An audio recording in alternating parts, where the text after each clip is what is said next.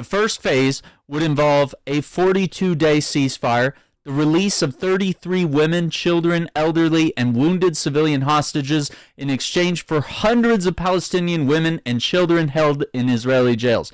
Now let's remember this. They don't have to have a crime attached to you.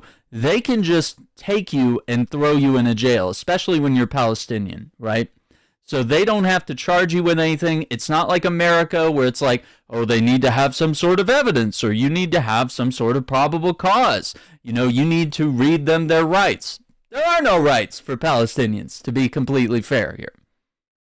So the surge of humanitarian aid and fuel would be another exchange, and the partial withdrawal of Israeli soldiers from some areas of Gaza. Now that's where things get a little tricky, because a lot of people have wanted to return to their homes in the north of Gaza, and, you know, Israeli military has just been like, no, we want to keep our kill zones. You know, there's obviously some amount of conquest that they want to take where they're like, no, this land's ours now, and we're going to push everybody out, and we might let you have a small portion or flee to Egypt, but, you know, here we go.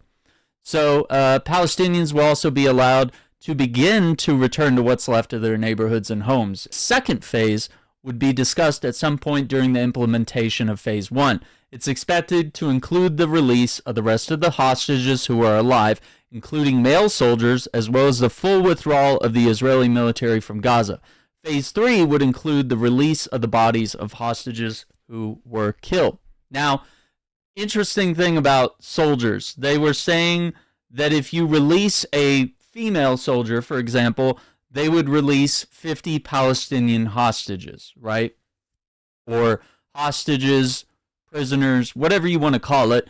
But because there is a presuming innocence of some of these Palestinians, that they're just jailed for, you know, maybe they threw a rock at an IDF soldier, or maybe they just protested, or maybe they had a post on social media that was anti-Israel.